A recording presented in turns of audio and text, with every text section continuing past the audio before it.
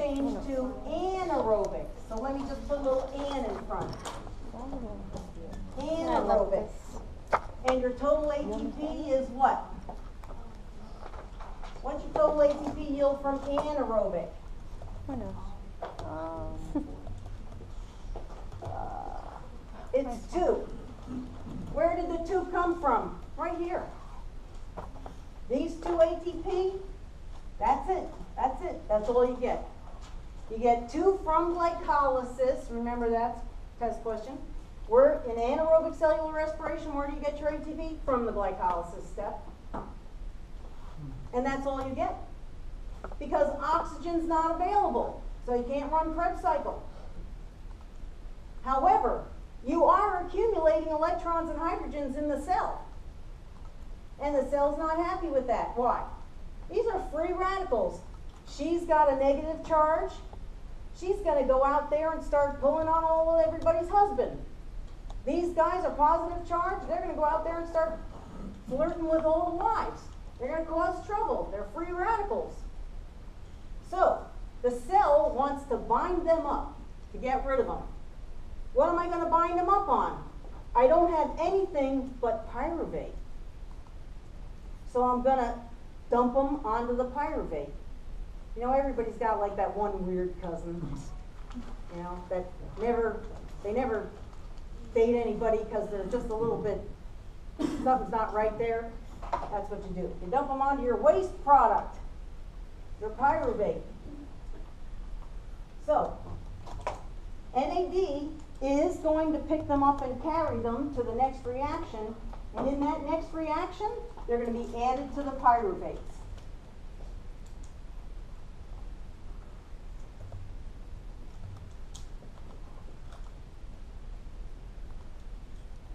And your pyruvates, again, we could think of it as one pyruvate at a time, but they're both going to have to eventually be reduced.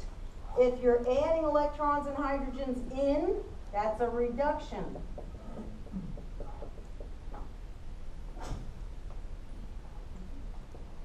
So remember, each pyruvate is going to happen to each pyruvate. Each pyruvate gets reduced. And the pyruvate gains electrons, gains hydrogens. Pyruvate is your final electron acceptor.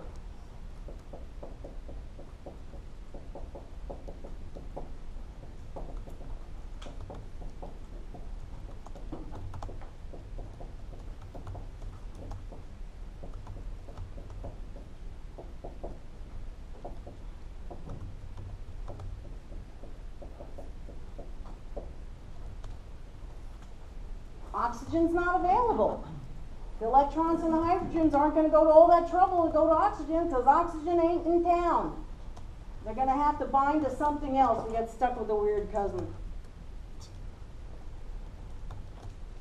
telling you don't have one. Everybody's got the weird cousin. In our family, his name is Chipper. It's really good. When, you have to go back to the olden days. My Aunt Helen was a tiny, petite Italian woman, and it's her first child. Her husband is a huge guy. The baby is gigantic, and it won't come out. And in the olden days, what did they do? Did you ever see those? It's like a giant scissor, but instead of being a scissor, it has like cup-shaped things. For the head. It's like a forceps, yep, and they reach up her, you know what, and clamp the baby and pull him out. That's what the thing is for. It clamps around the baby's head because the baby delivers head first, right? Well, when they delivered him with tools, they must have squeezed his head a little too much because he was never right. He was always had a mild retardation. But he's so sweet. He's a member of the family. Everybody just sort of tolerates him, but he's pretty freaking weird. And never, ever had a girlfriend that I can remember. Anyways, so it's really kind of sad. But anyways, so his parents died. 2 of his brothers died. Oh. The other brother kept the house, kept the original house they grew up in as boys. and took care of Chipper for the rest of their lives. Oh. How about that, John? What a good guy. Taking care of his brother, because who else will? But bless his heart. I mean, he could have taken off and whatever. Anyway, so here, your glucose is partially broken down. You get some electrons and hydrogens, and you get 2 ATP. That's enough energy to run from the bear. And that's all you get. So if oxygen is never available, that's it for you. You're just going to have to burn up whatever glucose you have. That's why it's really not very efficient. You only get 2 ATP because you can only break down your glucose partially. You can't break it down the whole way without oxygen. So strict anaerobes are never more than a single-celled organism. Because a single-celled organism is all it can be, because it doesn't make enough energy to be multicellular. Okay? So, you get your 2 pyruvates. Your electrons and hydrogens are added to the pyruvate, and what do you end up with? What are the fermentation end products? Lactic acid or alcohol. So this is actually the second step. In the second step, what happens? The second step is called the reduction of pyruvate. Because what's happening in the second step? The pyruvate's getting reduced to lactic acid or alcohol.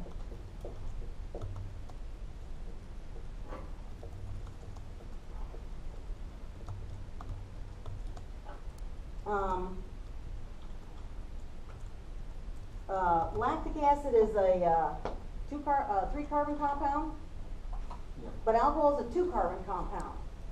So if you get alcohol, one of the carbons has to come off. It's going to come out as carbon dioxide. So if you get alcohol, you also get carbon dioxide. That's why beer has a head, the bubbles. And lactic acid, your yogurt's not bubbly, right? So lactic acid, it's a 3-carbon compound, so you didn't have to shave off the carbon, so you don't get any carbon dioxide with that type of fermentation. So the second step is called the reduction of pyruvate, and the second step is actually fermentation. You're fermenting the pyruvate, is what you're doing. So your first step is glycolysis. Whether you're an anaerobe or an aerobe, you're doing glycolysis first. If you're an anaerobe, all you can do after that is dump your electrons and hydrogens onto your pyruvate end products and reduce it to alcohol or lactic acid or butyric acid or acetic acid or whatever. If you're an aerobe, oxygen's available, you can break down your glucose the rest of the way, because now you can use oxygen as your final electron and hydrogen receiver. You don't have to waste your pyruvate. So that means you can break the bonds in your pyruvate and get the rest of the energy out of them. If it's an anaerobic process, where does the O2 and the CO2 come from? There comes from all this. Remember, C has H's and OH's all over it. Look at your straight chain glucose formula. Okay. I'm just looking to see. And it can come from water also.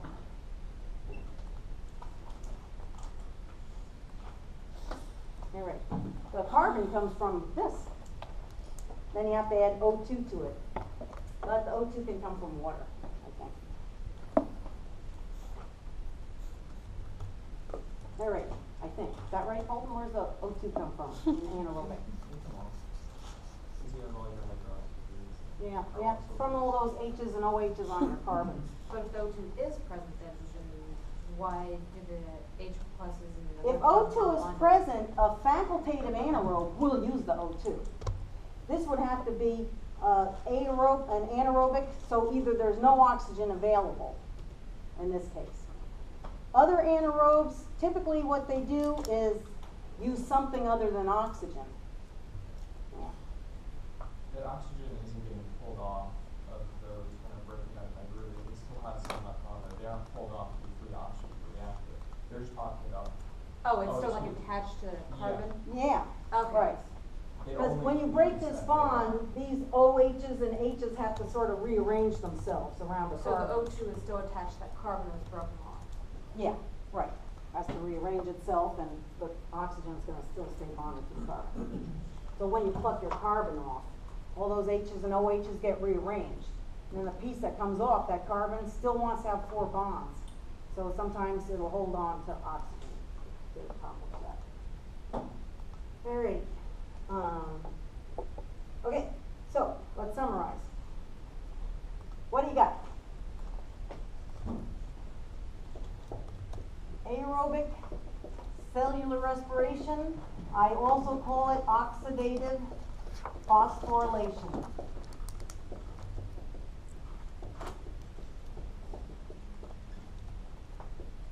Total ATP yield, 38 for bacteria, 36 for eukaryotes.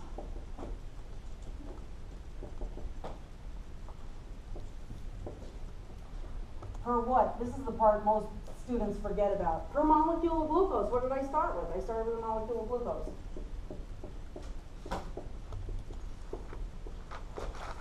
Okay. Can you imagine how small a molecule of glucose must be? Especially when I can eat like a whole bag of Snickers at once. That's a lot of molecules of glucose. That's a lot of ATP. I can build a lot of fat. Yeah. Okay. Oxygen is the final electron acceptor.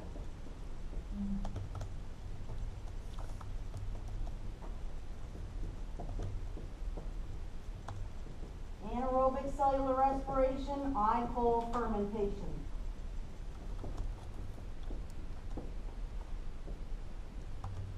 I call this one fermentation, but fermentation is actually the second step. I call this